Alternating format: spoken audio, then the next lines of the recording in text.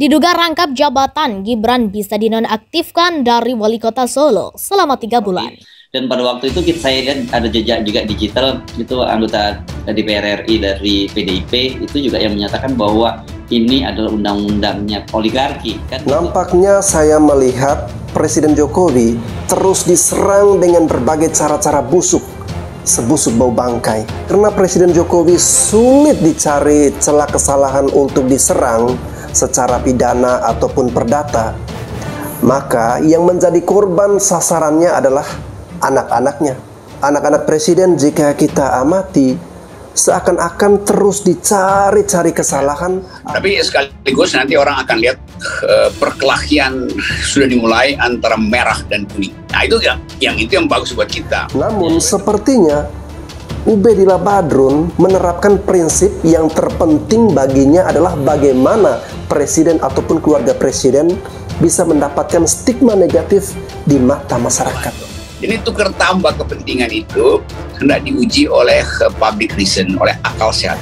Dengan posisinya sebagai pejabat pemerintah, maka Gibran akan rentan sekali dengan pola-pola jeratan hukum. Karena kita tahu algoritma berpikir Pak Jokowi itu menggebu-gebu di depan, tapi sebetulnya dia nggak paham bahwa ini nggak bakal begitu karena kekuasaan itu melampaui hasrat dia untuk.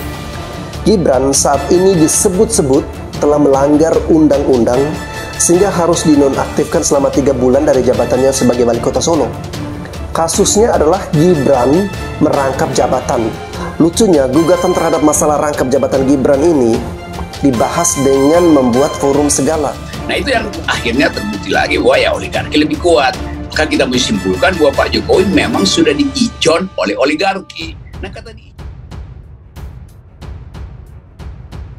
Wali Kota Surakarta yang juga merupakan putra sulung Presiden Jokowi, Gibran Raka Buming Raka, kembali menjadi sorotan publik karena diduga rangkap jabatan. Sebelumnya, Gibran dikritik Faisal Basri mengungkap rangkap jabatan putra sulung Presiden Jokowi. Gibran menyatakan bahwa dirinya sudah melepaskan semua jabatan di swasta, termasuk komisaris saat menyerahkan LHKPN ke KPK sebelum mencalonkan menjadi wali kota pada tahun 2020. Meski sudah mengklarifikasi, Gibran masih mendapat respon kritis. Gugatan terhadap masalah rangkap jabatan Gibran ini kembali terjadi di suatu forum diskusi yang berjudul Kerusakan Lingkungan Hidup, Kerugian Negara dan Pencucian Uang, yang berlangsung via daring hari ini 9 Februari. Pakar hukum pidana Muhammad Taufik menyatakan seharusnya bila terbukti melakukan rangkap jabatan, Gibran dapat dihukum dan dinonaktifkan dari wali kota selama 3 bulan.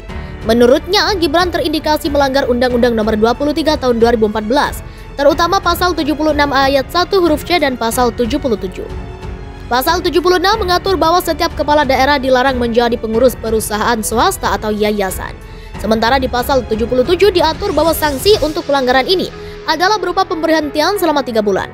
Berdasarkan data yang saya kutip dari Dirjen AHU Kemenkumham pada 31 Januari 2022, Gibran Raka Buming Raka masih tercatat sebagai komisaris utama sekaligus pemegang saham di 2 perusahaan, yaitu 19,3% saham di salah satunya PT Wadah Masa Depan, ungkap Taufik lansir RMOL. Dalam PT ini, lanjut Taufik, memiliki kaitan jejaring dengan PT SM di kasus lingkungan hidup yang seharusnya dihukum 7,9 triliun rupiah menjadi hanya membayar denda 78 miliar rupiah. Dalam kepengurusan PT Wadah Masa Depan juga ada nama Antoni Pradiptya yang merupakan putra dari petinggi PT SM Gandhi Sulistianto yang baru diangkat Presiden Jokowi sebagai duta besar di Korea Selatan pada November 2021. Luar biasa dahsyat ini KKN-nya, pungkas Taufik.